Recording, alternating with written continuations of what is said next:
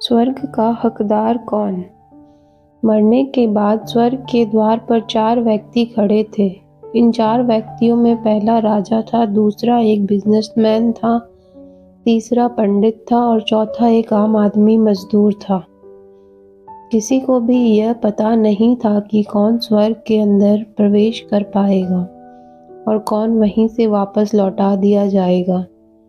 सब स्वर्ग का दरवाजा खुलने की राह देख रहे थे और आपस में बातें कर रहे थे।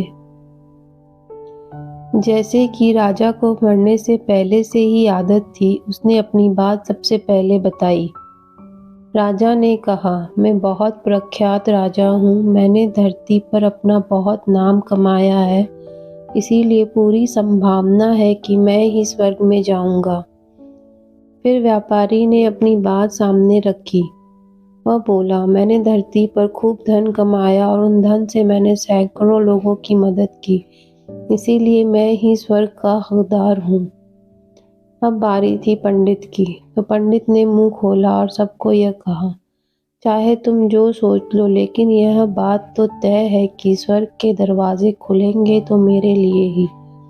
सब जानते हैं कि पंडित दिन रात भगवान को याद करते हैं, इसीलिए स्वाभाविक है कि स्वर्ग में पंडित का स्वागत किया जाए। जब सबने अपना अपना पक्ष रख दिया, तब सबकी नज़र उस मजदूर पर थी जो चुपचाप अपनी नजरें नीचे झुकाए बिना कुछ बोले वहीं पर खड़ा रहा। स्वर्ग का दरवाजा खुला और वहां पर एक देवदूत आकर खड़ा हो गया। देवदूत के हाथों में एक पुस्तक थी जिसमें इन सभी के कर्मों के बारे में लिखा हुआ था।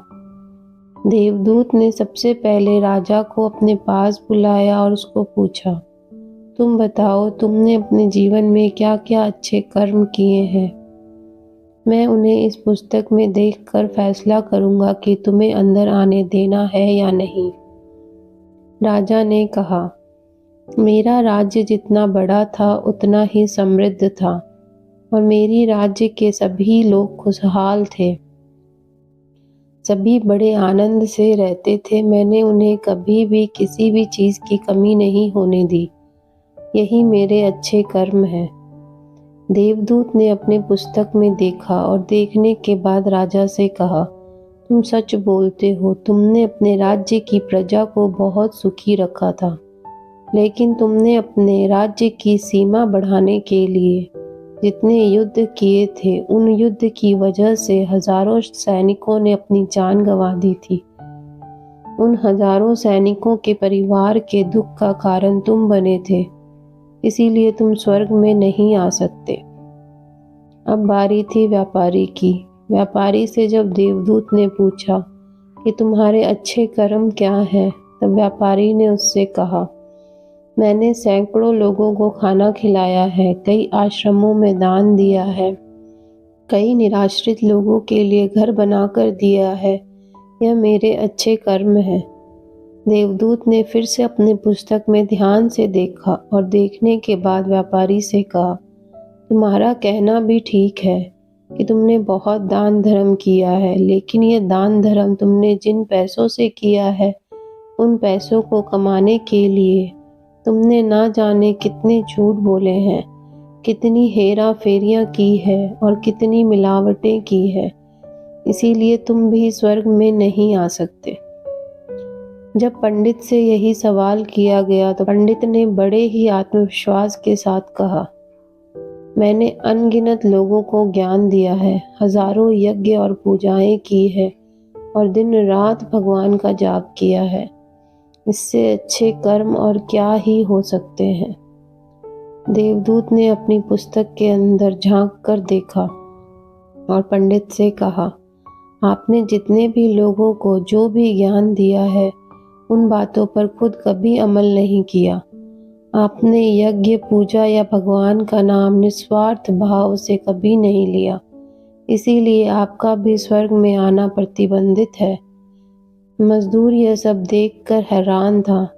वह अब तक जिन्हें महान समझता आ रहा था, उनकी व्याख्या स्वर्ग के दरवाजे पर आकर बदल गई थी। धरती पर जिन कामों को अच्छा समझा जाता है, उन्हें यहाँ पर कोई मूल्य नहीं था। यमदूत ने जब इस मजदूर को अपने पास बुलाया और इससे पहले कि वह उससे उसके अच्छे कर्मों के बारे में पूछता, मजदूर बोल पड़ा, प्रभु, मैं जानता हूँ कि मैं भी स्वर्ग में आने के लायक नहीं हूँ, लेकिन मैं फिर भी एक बार बाहर से ही स्वर्ग को झांक कर देखना चाहता हूँ। बस इससे ज़्यादा मेरी कोई इच्छा है ही नहीं, क्योंकि ऐसी इच्छा पालने के लिए मैंने जीवन में कुछ भी नहीं किया है। मैं पूरा दिन मेहनत करता और जो भी पैसे कमाता उन्हें अपने परिवार के पालन पोषण में खर्च कर देता। इसीलिए दान धर्म के लिए कुछ बचता ही नहीं। लोगों की भला मैं क्या सेवा करता, क्योंकि काम के बाद जो थोड़ा सा समय मिलता उसको अपने ही बूढ़े माँ बाप की सेवा में बिता देता। और यह सब करने के बाद मैं कभी कभी मंदिर भी चला जाता और भगवान से जैसा भी मुझे दिया है उस जीवन के लिए धन्यवाद कहता। देवदूत ने अपनी पुस्तक में बड़े ध्यान से देखा और थोड़ी देर देखते ही रहा। फिर उसने मजदूर से पूछा, तुम याद करके बताओ, तुमने कभी तो कोई अच्छा काम किया होगा। मजदूर ने थोड़ी देर सोचने के बाद बोला, हाँ, मुझे थोड़ा थोड़ा याद है। एक बार मैं बहुत भूखा था और मैं खाना ही खाने बैठा था कि एक बहुत ही कमज़ोर कुत्ता जो ठीक से चल भी नहीं पा रहा था, वह मेरे पास आ गया और मेरे खाने को देखने लगा। तब मैंने अपनी रोटी उसे खिला दी थी और उस दिन मैं खुद भूखा सोया था। मजदूर की बात सुनने के बाद देवदूत मुस्कुराया और मजदूर को बड़े सम्मान से स्वर्ग के अंदर लेकर गया। दोस्तों, अच्छे कर्म लोभ मोह माया इन सब भाव में आकर कभी नहीं किए जाते और ना ही उन्हें अच्छे कर्मों की श्रेणी में गिना जाता है। निस्वार्थ भाव से किया गया एक ही अच्छा कर्म भी आपके जीवन के सारे पाप धोने की शक्ति रखता है। इसीलिए जब भी मौका मिले निस्वार्थ भाव से और अच्छे मन से अच्छे कर्म किया करें। दोस्तों, उम्मीद है कहानी अच्छी लगी होगी आपको। लाइक एंड कमेंट ज़रूर करें। मिलते हैं नई कहानी के साथ नई वीडियो में। तब तक के लिए धन्यवाद। नए हैं तो चैनल को सब्सक्राइब कीजिए। Thanks for watching.